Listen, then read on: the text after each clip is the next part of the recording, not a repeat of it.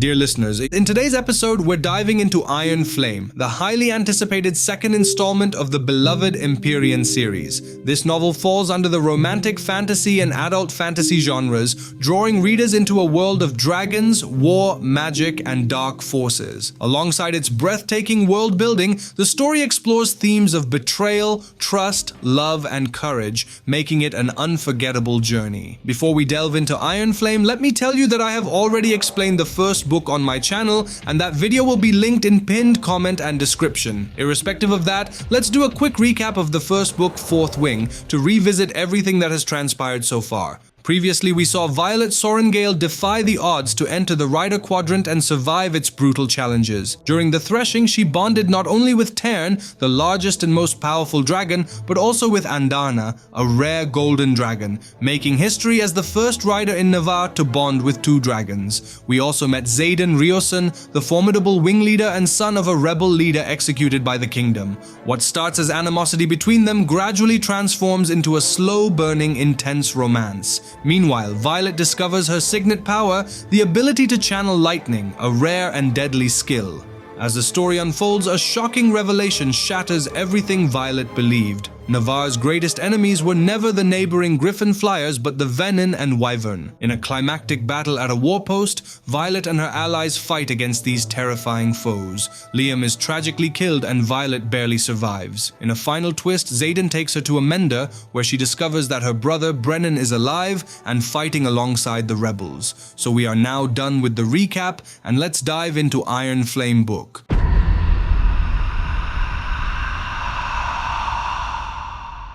3 days have passed since the Venin attack on the military outpost of Athabine, where Violet was nearly fatally stabbed by a poisoned blade and made the shocking discovery that her older brother Brennan is alive and a key leader of the rebellion. She and the other survivors are now recovering in Aretia, a town in Tyrrendor province near Navarre's shared border with the kingdom of Poromiel. They are sheltered in Riosen House, a stone fortress belonging to Xaden's family, believed to have been abandoned since the rebellion was crushed 6 years ago. Alongside Imogen and Bodhi, Violet secretly listens in on a meeting of the assembly, which includes Brennan and Xaden. The group discusses acquiring a mysterious luminary from Viscount Tecarus and expresses frustration with Xaden, who has refused their latest offer. The conversation shifts to a more pressing issue: supplying the Griffin flyers of Poromiel with effective weaponry to fight the Venin. Violet is stunned when Brennan reveals that based on their current knowledge, they have only 6 months before they inevitably lose the war.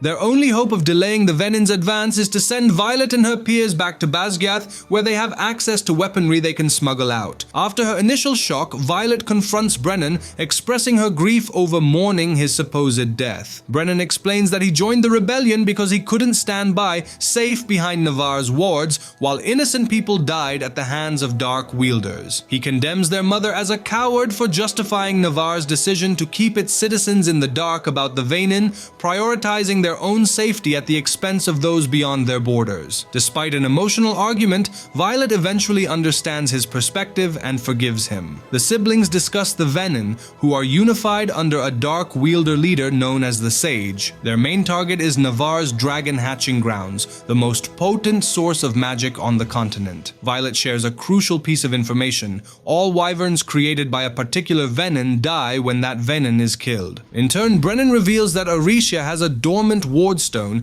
similar to the one that powers Navarre's protective wards. For those unfamiliar, wards are protective barriers that shield against dark entities and chosen threats. Navarre's wardstone keeps the kingdom secure, but Aretia's wardstone remains inactive, leaving them vulnerable if their location is discovered. The assembly is searching for the Luminary, a powerful artifact that could allow them to forge weapons capable of destroying the Venin, eliminating the need to smuggle weapons from Navarre. Violet offers to search for information on the wards in the Scribe archives, but Brennan deems it too dangerous. He also refuses to reveal more until Violet learns to properly shield her thoughts from Dane Atos's memory-reading signet. Meanwhile, Violet remains furious with Xaden for deceiving her, refusing to acknowledge him even though she supports the cause. When she meets her dragons, she is shocked to see Andarna has changed. Due to her extreme use of power in the last battle, she has undergone rapid growth, losing her golden color and time-stopping ability. Now she has black scales like tan and has grown slightly larger. Andarna is supposed to enter a state called dreamless sleep in the Veil, allowing her to fully transform into a mature dragon. Violet, Xaden, and the other survivors decide to return to Basgiath War College. Before leaving, Tyron deposits Andarna in the Veil for her dreamless sleep. At the college, it is tradition to burn the belongings of deceased cadets, so Xaden and Violet steal the letters Liam wrote to his younger sister Sloane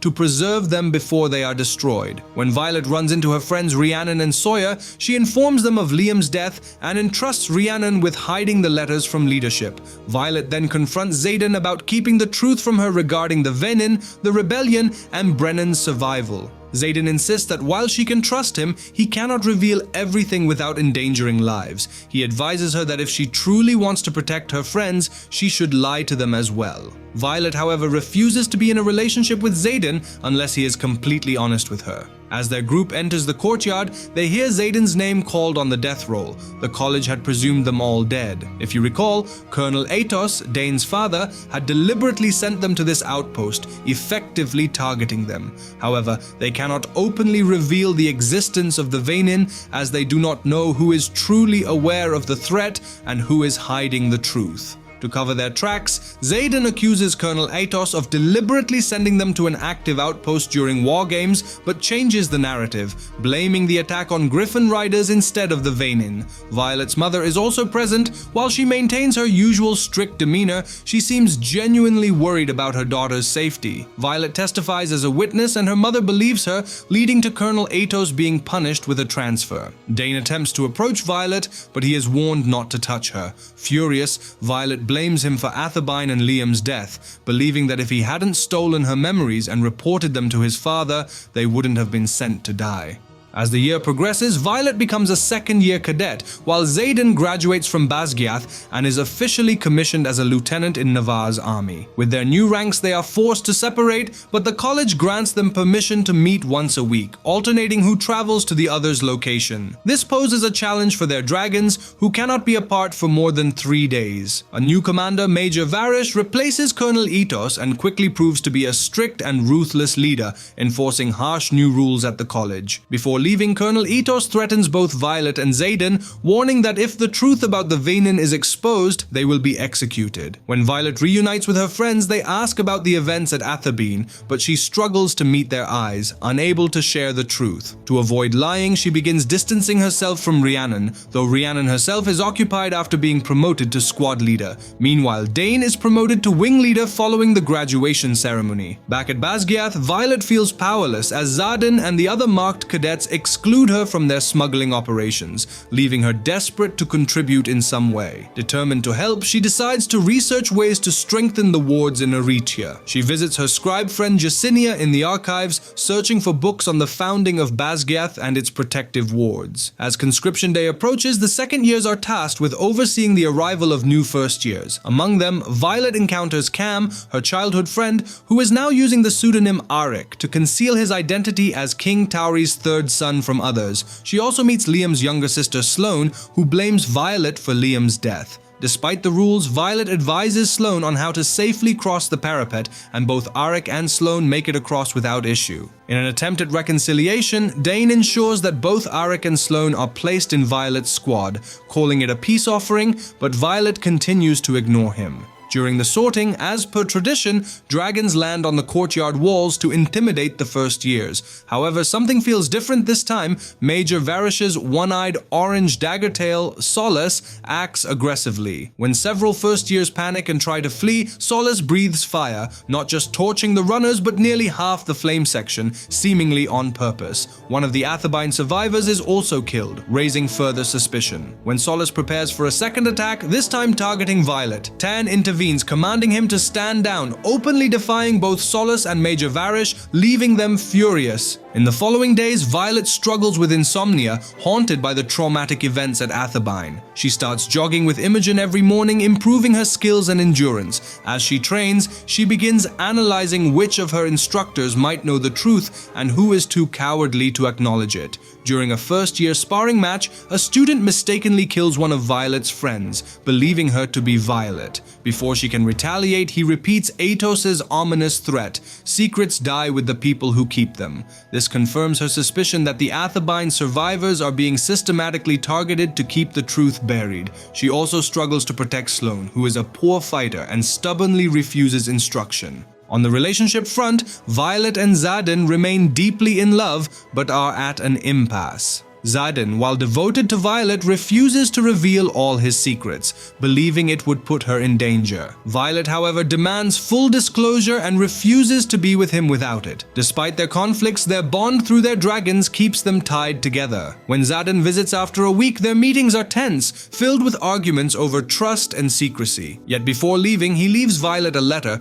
promising to start opening up and sharing more about himself. Violet continues digging through books with the help of her scribe friend Jacinia, but soon witnesses a classmate being punished for requesting a suspicious book. Realizing she is treading dangerous ground and putting Jacinia at risk, she becomes more cautious in her research. Meanwhile, this year introduces one of the toughest courses, RSC Rider Survival Course, which trains students to survive if separated from their dragons behind enemy lines and to withstand interrogation if captured. She also attends flight field training, practicing running landings with her dragons. During one class, Major Varish notices Andarna's absence and demands that Violet produce her by next week. Not wanting to reveal that Andarna is in dreamless sleep, since her powers and transformation are still a secret, Violet is left scrambling for a solution. When it's time to visit Xaden at his Samara outpost, Bodhi gives Violet a message to pass along, but accidentally mentions Xaden's ex, Katrina. Until now, Violet hadn't known Xaden had an ex, and the realization unsettles her, making her question just how much she still doesn't know about him. Before her launch, Major Varish deliberately delays her by searching her bag, but finds nothing incriminating. After he leaves, Tern privately admits that he is smuggling weapons for the rebellion, hidden within himself, since dragons are never searched. At Samara, where Xaden is stationed, he and Violet struggle to suppress their attraction to each other. However, without full honesty between them, Violet refuses to fully give him her heart, and Xaden in turn refuses to be physically intimate until he earns back her trust. Although Xaden won't reveal classified rebellion information, he does share a crucial fact. The same alloy that kills Venin also powers the wards. It has the ability to absorb power, strengthening and extending the wards, but as the alloy weakens, it must be re-imbued. Xaden also helps Violet train her mental shields to prevent people like Dane from accessing her thoughts. When her time at Samara is up, she returns to Basgiath. Back at Basgiath, Major Varish punishes Violet in her next flight class for dereliction of duty when Andarna fails to appear for the second week of maneuvers. Varish and her signet trainer Professor Carr force Violet to wield lightning strikes relentlessly until she is on the verge of burning out. At the last moment, Tyrn carries her to water to cool her down, but he feels helpless, unable to interfere with human affairs. One day, as Violet heads to physics class with Rhiannon, Sawyer, and Riddoch, they are captured, only to later realize that this is part of their RSC survival course. Their task, a joint land navigation exercise requiring them to work alongside infantry, scribes, and healers to locate and secure a marked site, all while being hunted by another team's dragons. To make things worse, they are forced to drink an elixir that disconnects them from their dragon bonds and signet powers. Violet can no longer hear Tern in her thoughts. 2 hours into the challenge, Bade, an orange dragon formerly bonded to Jack Barlow, Violet's first-year enemy who died from her lightning strike, attacks their unit. Her group loses both an infantry cadet and a rider to Bade's fire. Tensions rise as Violet's team struggles with poor communication, preventing them from realizing they were given 2 different maps. It takes them 2 days to figure it out. Rhiannon finally confronts Violet about her distant behavior, assuring her that she'll be there when Violet is ready to talk. The next day, they are extracted from the failed challenge, and their dragon bonds and signets are restored. However, the riders are deeply unsettled by the elixir's power to sever their connections. Violet also regrets missing a weekend with Xaden, as he had visited Basgiath, but she was stuck in the challenge. At her next meeting with Jacinia, Violet requests books about the First Six, the original writers who created the Wardstone and established the wards long ago. However, she grows suspicious of how closely book requests are monitored and wonders why she has never been caught. Jacinia then reveals the truth. She has deliberately not recorded Violet's requests. Over time, she has noticed that certain topics seem to be missing from the archives altogether. Jacinia suspects that the archives are being intentionally censored. Realizing she can trust Jacinia, Violet asks her to locate texts about how the First Six built the wards. In exchange, Jacinia asks to borrow Violet's father's book, The Fables of the Baron, believing it might hold hidden knowledge. They agree to meet every Saturday at the archives while Jacinia is on duty, ensuring that any future book requests will be officially recorded. Moving on, during a sparring match, Sloane struggles and refuses help. Frustrated, Violet strikes a deal with her. If Sloane agrees to train with Imogen, Violet will give her one of Liam's letters every few days. Though reluctant, Sloane agrees. Violet's routine remains the same: occasional meetings with Xaden, distancing herself from friends, burying herself in books, and attending battle brief classes. However, she finds these sessions increasingly frustrating as every border attack is blamed on Griffin flyers or neighboring cities, while the true culprits, the Venin, are ignored. On Saturday, Xaden arrives just as Violet rushes to read Jacinia's latest book findings before their weekly archives appointment. When he realizes she's actively researching restricted topics, he warns her that this could get her killed. His concern intensifies when he learns that she has entrusted Jacinia with her research. Determined to keep her safe, Xaden insists on accompanying her to the archives. On their way, they run into Nolan, the healer, who has looked exhausted and worn out for days, though neither of them can figure out why. After their meeting with Jacinia, Xaden and Violet return, but their conversation turns into a fight about their lack of mutual trust. Frustrated, Xaden leaves without saying goodbye. Andarna still does not show up for flight maneuvers, and Varish prepares to punish Violet again. However, while Violet must obey his orders, dragons do not.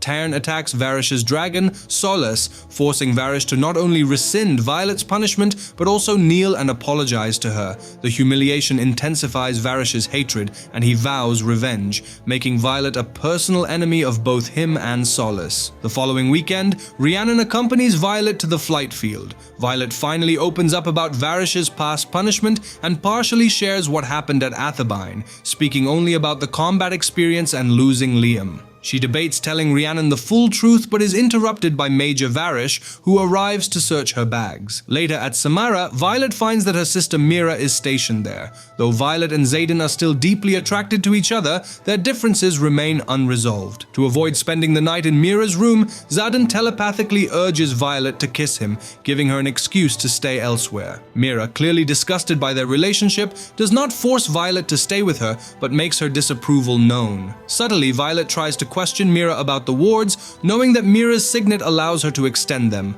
Mira explains that the wards originate in the Vale's hatching grounds and are boosted along the border outposts using the alloy as a power source. However, when Violet presses for details beyond their clearance levels, Mira shuts down the conversation. Switching tactics, Violet shifts the topic to the recent attacks on Poromish cities, which were discussed in Battle Brief. When Mira mentions seeing dragons in the distance over the border during a patrol with her dragon Teen, Violet is certain she saw wyverns instead. Seizing the opportunity, Violet subtly suggests that there's an entire war happening beyond their knowledge. However, Mira dismisses the idea, believing Violet's imagination is simply fueled by the fables their father used to tell them. Seeing that Mira refuses to entertain the truth, Violet drops the topic. Later that night, Violet admits to Xaden that she nearly slipped up with Mira. This finally helps her understand why Xaden keeps certain secrets from her, slightly easing the tension between them. Back at Basgiath, in combat class, Dane arranges a sparring match against Violet as an excuse to speak with her.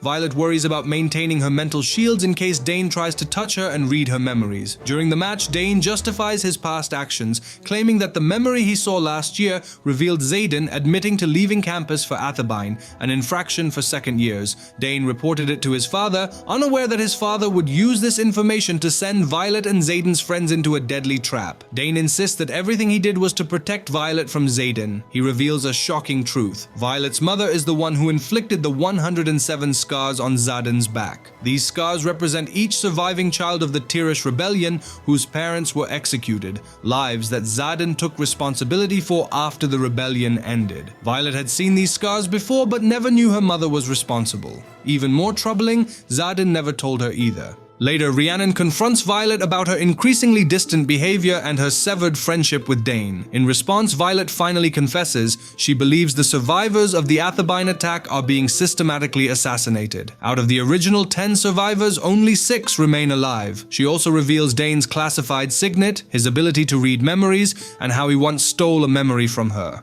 Rhiannon immediately realizes that Violet must have seen something she wasn't supposed to. However, before Violet can explain further, she is called to escort Arik to the infirmary for a broken wrist. In the infirmary, Arik reveals that he too knows the truth about the Venin, the Wyverns, and the alloy daggers that power the wards. He explains that he came to Basgiath against the king's wishes because he refuses to sit back and do nothing. Violet dreams of a Venin who claims to have waited centuries for someone with her power. Disturbed by the dream, she discusses her latest research with Xaden, explaining that she intends to find a first-hand account from one of the first 6. As a sign of trust, Xaden takes her to Basgiath's forge, revealing where the rebels steal weapons. However, before they can accomplish anything, they are intercepted by Major Varish and Professor Grady. Violet is seized for another RSC challenge, Interrogation. Violet, Rhiannon, Riddock, and Sawyer are given classified information to protect over a weekend of intense interrogation. The challenge is simple. If they escape without breaking, they will earn a patch, something no squad has achieved in over a decade.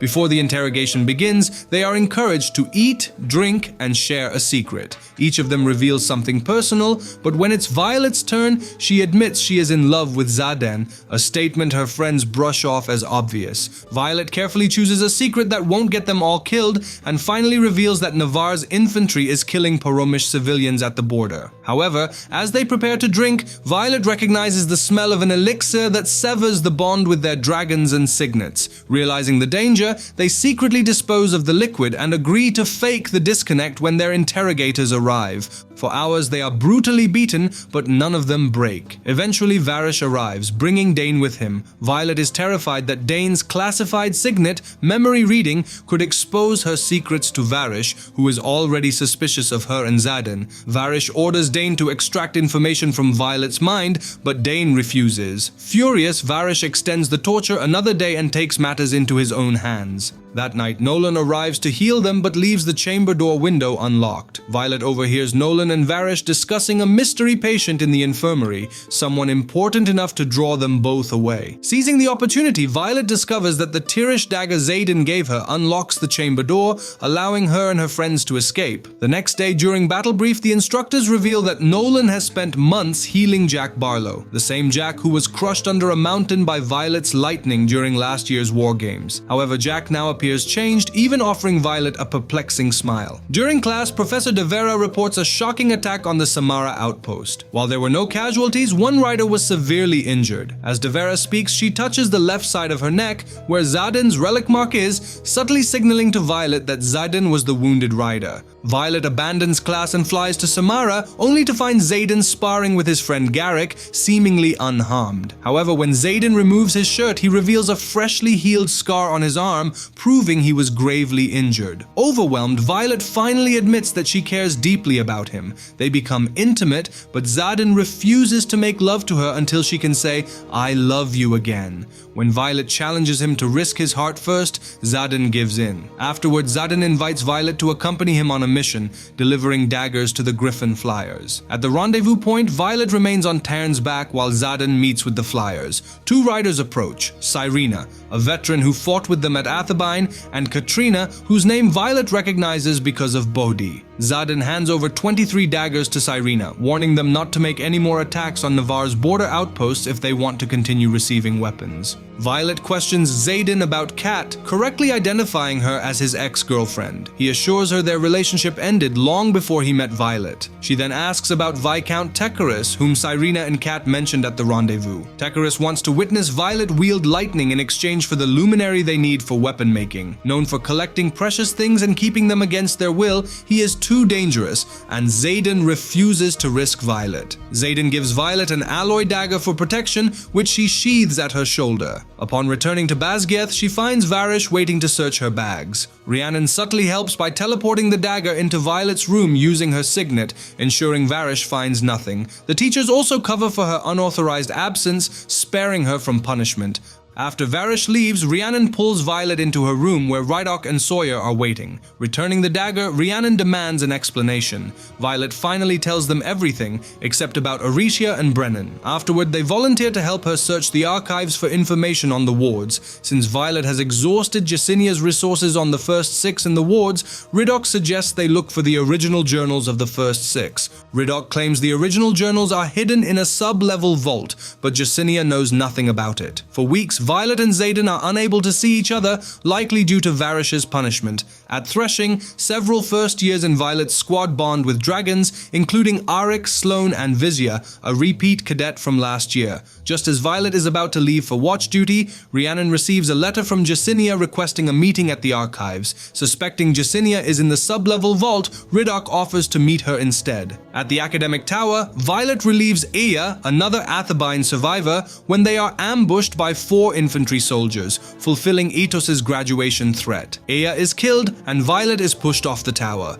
Clinging to the edge, she watches as the remaining soldiers are suddenly slain. Her unexpected savior is Jack Barlow, who hauls her to safety. Confused by his uncharacteristic behavior, Violet struggles to reconcile it with their first-year rivalry. Rydok returns from meeting Jasinia with crucial information. She knows where the wards are and how to bypass them, but they need someone of King Tauri's bloodline. Seizing the moment, Violet reveals Arik's true identity as the prince. When Xaden and Violet finally get a weekend together at Basgiath, she tells him about revealing the truth to her friends and their plan to break into the archives for the journals of the first 6. Though Xaden initially panics, he agrees to trust her. That night, the group disguises themselves as scribes and meets Jasinia in the archives. While Rhiannon, Sawyer, Rydok, and Bodhi stay behind as lookouts, Violet, Xaden, Arik, and Imogen descend into the sub-level vault. They have 45 minutes to retrieve the journals and escape before the wards either trap or kill them. With minutes to spare, Arik and Violet locate 2 journals and the group races out just as the doors seal. They barely make it and disperse to cover their tracks. Violet sends Xaden to deliver one of the journals to Brennan,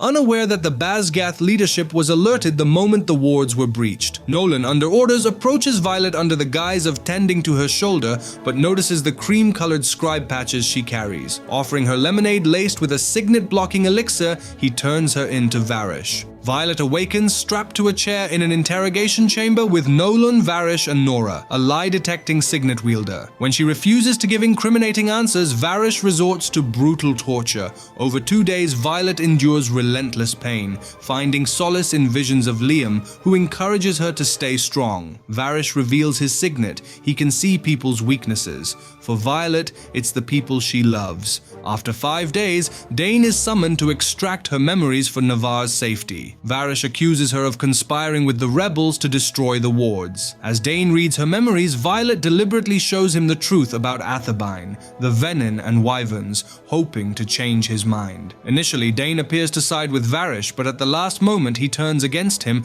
attacking Varish and saving Violet, just as Xaden arrives. Violet convinces Xaden to spare Dane's life in exchange for saving hers. After delivering the killing blow to Varish, the group exits the interrogation chamber and unexpectedly encounters General Lilith Sorengale. To their surprise, she helps Violet escape. Before parting, she admits she hid the truth to protect her children, revealing that she placed Violet in the Riders' Quadrant to give her a chance at survival and tasked Xaden with keeping her alive. Meanwhile, Xaden had orchestrated a distraction, dropping the bodies of slain wyverns at Navarre's borders to expose the truth while most of the leadership was occupied handling the crisis. Seizing the moment, Violet and Xaden reveal the truth to Basgiath students, letting them decide whether to stay or join the rebellion. Reactions are mixed, but many, including Professor De Vera, choose to rebel. Violet and Xaden return to Aretia with 200 dragons and 101 riders. Violet dreams again of the Venin leader Sage. Later, she and Xaden meet with Brennan and the Assembly, who are frustrated by the sudden influx of riders. To justify their actions, Xaden presents the stolen journal of Warwick, one of the first 6. Meanwhile, Violet's dragon bond stirs as Andana awakens from the dreamless sleep, now a short-tempered adolescent with a partially uncooperative wing. Tan reveals that her growth was stunted due to her last sacrifice and the disruption of her sleep. While she may grow stronger, she will never be able to carry a rider, which saddens Violet. At Aretia, cadets resume classes at Rierson House, with history lessons exposing the truth about the Tirish rebellion. Xaden's father had once led a similar rebellion, costing many lives. During battle brief, Professor De Vera and Brennan report that General Melgren has successfully concealed both the Wyvern carcasses along Navarre's borders and the mass desertion from Basgiath. Soon, Mira and other riders from Samara arrive, having learned the truth from General Soren Gale after seeing the Wyvern remains. While Violet forgives Brennan easily, Mira is not as quick to do the same. Violet, determined to revive the wards, attempts a blood ritual with 6 of the strongest riders, but nothing happens. Frustrated, she proposes traveling to Cordon to meet Viscount Tecarus and acquire a luminary to power the forges and create more venom-killing weapons. Xaden, unwilling to put her at risk, refuses. Meanwhile, Felix, a member of the Assembly, trains Violet to wield lightning with precision, gifting her a conduit, a glass orb etched with Tirish runes, to help her control her power. Defying Xaden's orders, Violet convinces Mira and Brennan to accompany her to Cordon, where she plans to trade her lightning-wielding ability for the luminary. However, upon arrival, she finds Xaden already there, alerted by Tan's departure. Furious, he nonetheless introduces them to Viscount Tecarus. At dinner, Violet learns that Katrina, Kat, is Tecarus's niece and that Xaden has a room in the palace. Kat, envious of Violet's relationship with Xaden, makes passive-aggressive comments, fueling Violet's jealousy. Later, Xaden explains that Kat's signet heightens emotions people already feel. To earn the luminary, Violet must prove her skill by wielding lightning. As per the deal, she must face the challenge alone without Xaden's aid. She is presented with a chest to destroy, but when she strikes, a venom leaps out. With her allies unable to intervene without voiding the deal, Violet is forced to fight alone. Using the rainstorm to her advantage, she channels lightning across the entire field, electrocuting the venom just as Tern swoops in to lift her away, saving her from the same fate. Impressed, Tecarus agrees to provide the luminary on the condition that they take 100 griffin flyers to Aretia, where they will be trained to fight alongside dragon riders. 4 days later, the luminary is dispatched to Aretia's forges, and the riders and griffin flyers gather for a navigation exercise in the treacherous cliffs of Draelor. Tasked with surviving a 12-hour ascent rigged with traps, Violet's squad is paired with Kat's drift. During the climb, Violet befriends a griffin flyer named Maren. However, tragedy strikes when a griffin rider dies and Violet is unable to save her. Kat immediately blames Violet for the loss. As they navigate the heavy fog, they realize wyverns are lurking in the area. Hoping they are riderless, since facing venom-controlled wyverns would be far deadlier, the riders and flyers race to the top. Above the clouds, Violet rides Tern and wields lightning with precision, successfully killing all 4 wyverns. The coordinated attack confirms that wyverns share a collective consciousness with the Vainin who created them. Meanwhile, new dragons are hatching at Aretia, brought by dragons bonded to deserting riders. Their presence, however, is also attracting the Vainin, drawn to the city as a potential power source. Andana continues to grow, her black scales shifting colors in certain light. Meanwhile, Sawyer learns sign language to communicate with Jacinia, and riders' families begin arriving in Aretia, responding to the Assembly's offers of sanctuary. Weaving runes, a banned Tirish practice, emerges as a powerful skill capable of equalizing the abilities of dragon riders and griffin flyers. The group spends the afternoon practicing how to pluck strands of their power and shape them into unlocking runes, with Kat demonstrating a natural talent for the technique. Runes function like imbued charms, activated only when needed. Violet recalls that the dagger she once used to unlock a door had a hidden rune placed by Xaden, designed to activate in a moment of necessity. Tensions rise in the following days as riders and flyers struggle to coexist, having been raised as enemies for years. To resolve their animosity, cadets are summoned to the sparring gym and given 6 hours to settle their differences through combat. Kat challenges Violet, but as their fight intensifies, Violet realizes that Xaden trained them both. While Violet relies on Rhiannon's combat training, Kat attempts to destabilize her by weaponizing her emotions, making taunting remarks about Xaden. Despite warnings against using signet powers, Kat heightens Violet's jealousy and insecurity, revealing details about her past with Xaden, including their previous engagement. Overcome with rage, Violet nearly kills Kat before regaining control. Xaden, having overheard everything, steps in and carries Violet out of the room. Later, they discuss her insecurities and he reassures her. He explains that his engagement to Kat was purely political. His father, once a ruler of their province, had arranged it. With their differences settled, Violet finds reassurance in Xaden's commitment to her. Each rider drift is ordered to merge with the existing squads, with Kat's drift naturally joining Rhiannon's squad, placing her alongside Violet. Meanwhile, Violet works on translating ancient texts to restore the wards, enlisting Dane's help. Dane sincerely apologizes for his past actions, taking full responsibility for his mistakes over the last year. The next day, Dane identifies an error in Violet's translation of the warding ritual from Warwick's journal. With his assistance, Violet refines the translation while also working on imbuing the dormant wardstone with power. She continues training with Felix to master her lightning, growing stronger in her control. Xaden returns from the front with troubling news. The Venin have overtaken the nearby city of Pavis and are steadily advancing toward Aretia. Realizing time is running out, Xaden, Dane, and Violet take turns channeling power into the Wardstone. During her studies, Violet and Dane uncover a critical mistranslation in Warwick's journal. What she initially believed to be Iron Rain is actually Iron Flame. Later, while working alone in the library, Violet deciphers another crucial correction. The symbol they thought meant blood actually translates to breath. These changes drastically alter the warding ritual, but there's a major drawback. The wards will only accept dragon magic. Since the Griffin Flyers rely on a different power source, they will be rendered powerless once the wards are activated. Before alerting leadership or Xaden, Violet informs her squad, allowing the Flyers among them to decide whether to stay or leave. That night, she experiences another unsettling dream of the Sage, who ominously warns that she will turn Venin, not for power, but for something far more dangerous. He claims she will ultimately destroy the wards herself, for love. Violet dismisses the nightmare, refusing to believe it. The next day, the squads compete in a challenge to locate 30 hidden runes scattered across the western Esben Mountains. The squad that finds the most within an hour earns a weekend pass from training and classes, allowing them to fly wherever they choose. Violet's squad splits into groups of 4, with Kat, Sloane, and Vishya joining her to search a series of caves. Now that Sloane has been reading letters from Liam, her hostility toward Violet has faded, and she no longer harbors resentment. During their search, Kat speculates whether Violet will manifest a second signet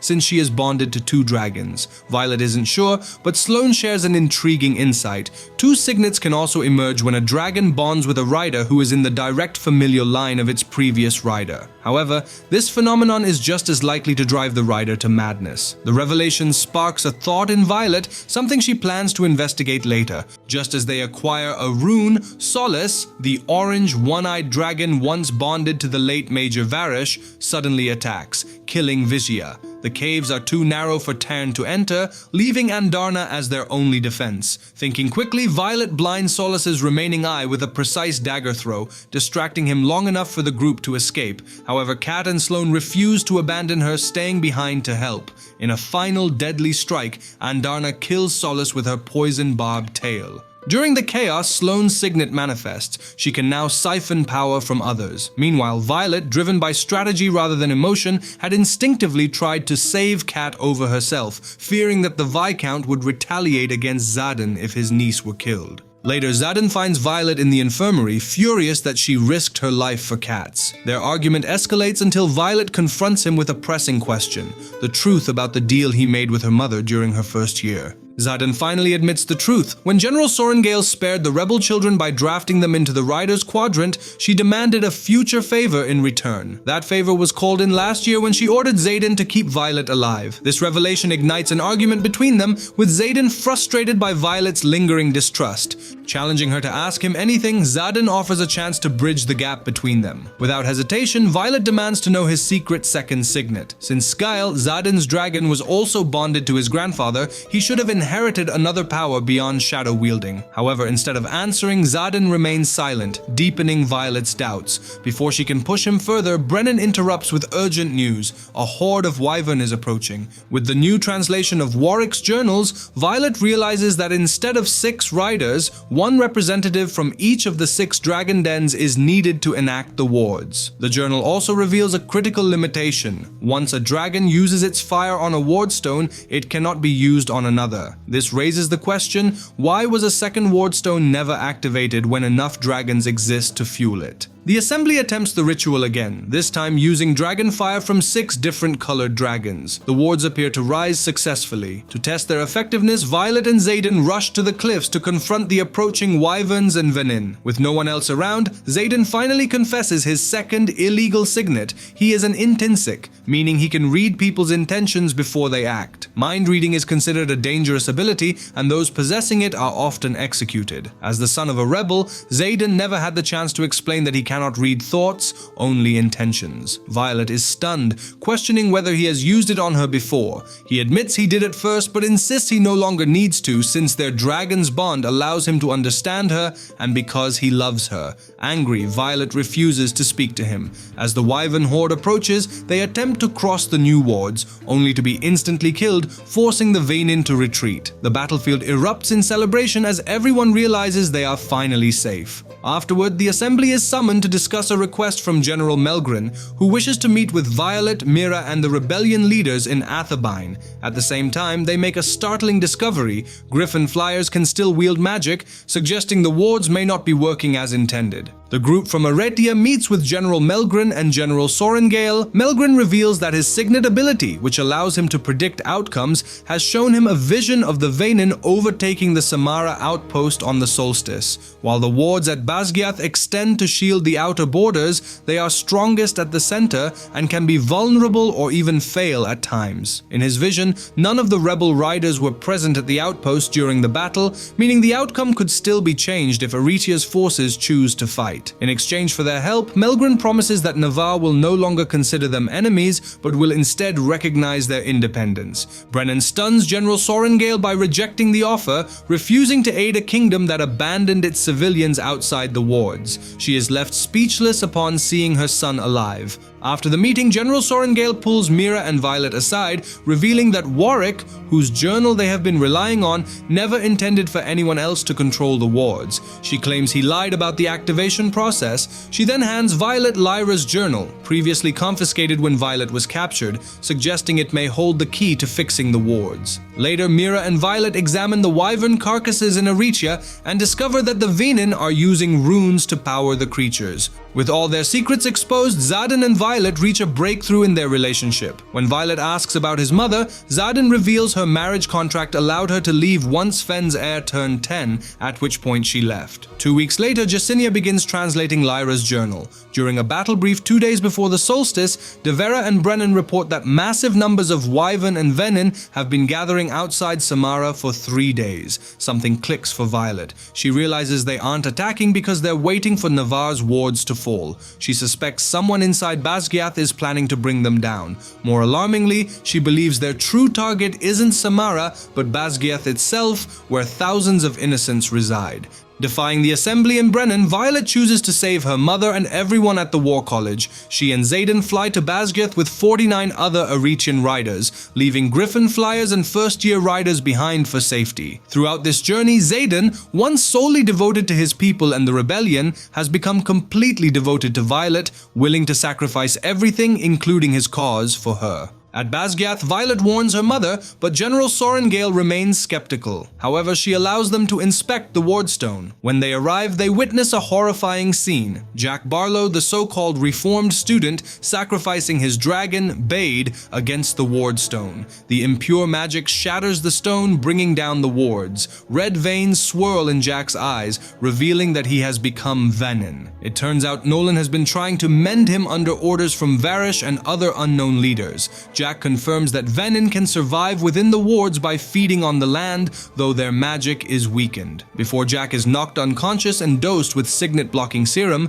Dane reads his memories. At Battle Brief, the entire War College prepares for the attack, which will reach them in less than 10 hours. Dane reveals that Jack planted lures throughout the college and the Vale, drawing the venin directly to them. The infantry quadrant is tasked tasked with locating and destroying the lures to buy time for reinforcements. Healers prepare the infirmary, and scribes begin evacuating critical techs. New squads are formed, but Violet's squad remains intact, with the only change being Xaden joining their ranks. Brennan, having had a change of heart, arrives at Basgiath with Aretia's first years and Griffin flyers willing to fight. The Griffins assist in destroying the lures, while Brennan is assigned to mend the wardstone. Each squad is given a sector to defend, and General Sorengale tasks Violet's squad with guarding the wardstone. As riders, flyers, and infantry prepare for battle, Jacinia, who arrived with Brennan's group, continues translating Lyra's journal, hoping to uncover what went wrong with Aretia's wards and find a way to reactivate Basgiath's. When the battle begins,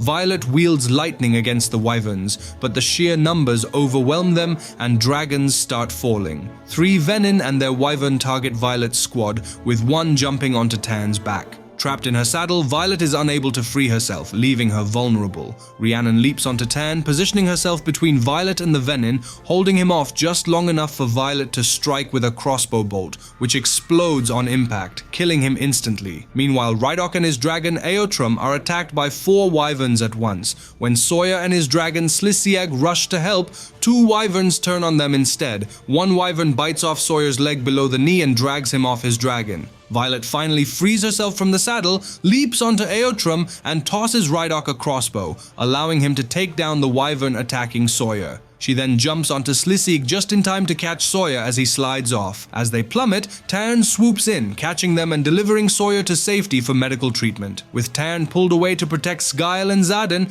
Violet is left alone when 2 Venin corner her. She manages to kill one, but the other overpowers her. During the battle, Violet had warned Andarna to save herself and leave Navarre if things turned dire, but Andarna refused, insisting she would stay by her side. When the Venin corner Violet, they taunt her, revealing their orders to abduct, not kill, her and present her to their leader. At that moment, Andarna leaps from the shadows, having camouflaged perfectly against the walls. In a stunning revelation, she breathes fire for the first time, roasting the Venin's head before biting it off. Violet is left in shock. Not only can Andarna breathe fire, but Venin are supposed to be immune to dragon fire. Jacinia soon finds Violet and urgently shares a critical discovery. The only difference between Lyra's and Warwick's journals is that while Warwick claimed 6 dragons were needed to raise the wards, Lyra recorded 7. Violet initially dismisses this as impossible. There are only 6 dragon dens: black, blue, green, orange, brown, and red.